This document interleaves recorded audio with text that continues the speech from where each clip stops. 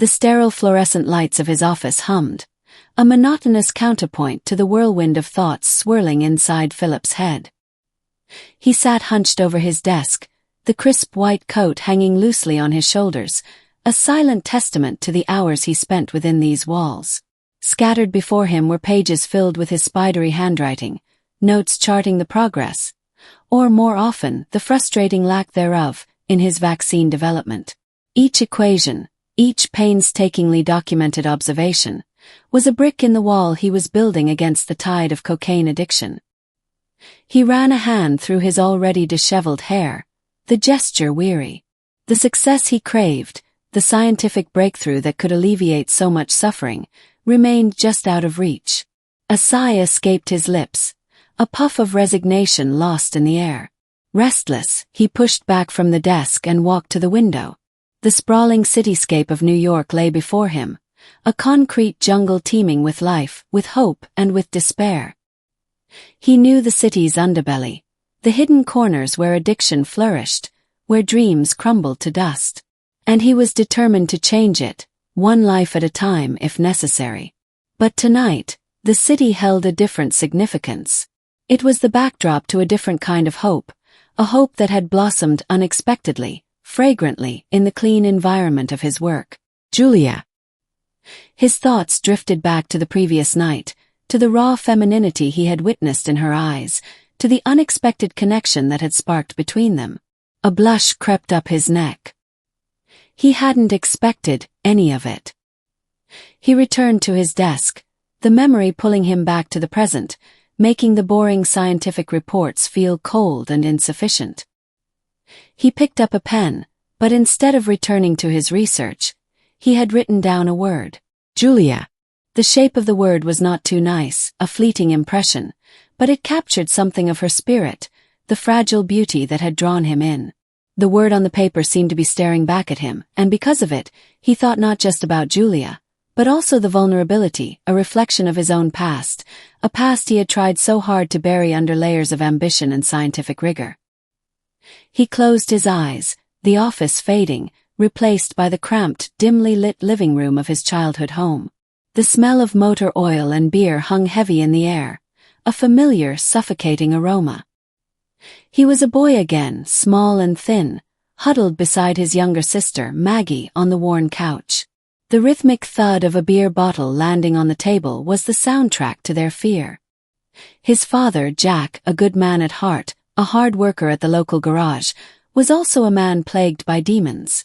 He loved his family. Philip knew that.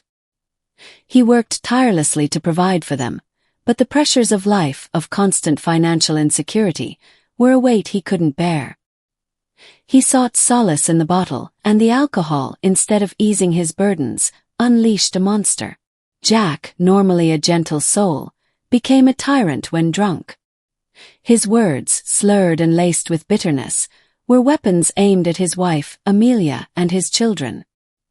He wasn't physically violent, but his emotional tirades were a form of torture, leaving scars that ran deeper than any bruise. Philip remembered the fear, the continuous anxiety of waiting for the inevitable descent into drunken anger. He remembered trying to shield Maggie, protecting her as he could. He remembered his mother's quiet desperation, her unwavering efforts to hold the family together, even as it threatened to shatter around them. He remembered the shame, the burning sense of helplessness that gnawed at his insides. His father died at 57, cirrhosis of the liver eating him from the inside out. His mother followed 2 years later. 10 years ago, she was 59, the cancer consuming her weakened body, a disease exacerbated by years of quiet drinking, a coping mechanism born of despair. They were gone, both of them, leaving behind a void that Philip had tried to fill with his work, with his relentless pursuit of a cure for addiction. He had vowed to save others from the same fate that had befallen his parents. He had dedicated his life to finding a way to break the chains of dependence. He opened his eyes, the harsh reality of the present washing over him. 10 years. A whole decade since he had lost them both. The grief was still there, a reminder of his failure. He hadn't been able to save his father, hadn't been able to save his mother. The weight of that realization pressed down on him. That was why he understood Julia, why he felt such a profound empathy for her struggle. He saw in her eyes the same desperation, the same longing for escape that he had witnessed in his parents.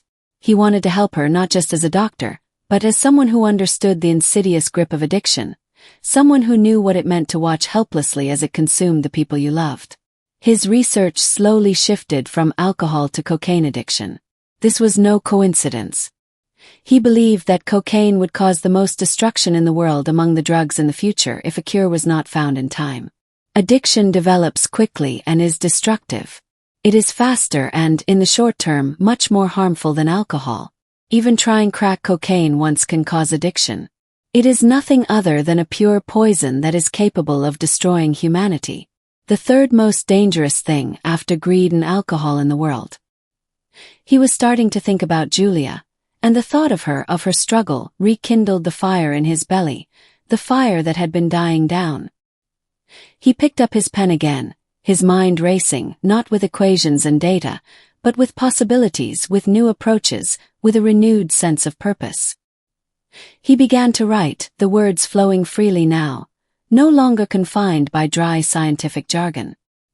He wrote about Julia, about her strength, about her vulnerability, about the spark of hope that he had seen in her eyes. He wrote about his father, about his mother, about the pain of the past, and about the determination to create a better future. He wrote about love, about loss, and about the fragile beauty of the human spirit. And as he wrote, he began to believe again that maybe he could really make a difference.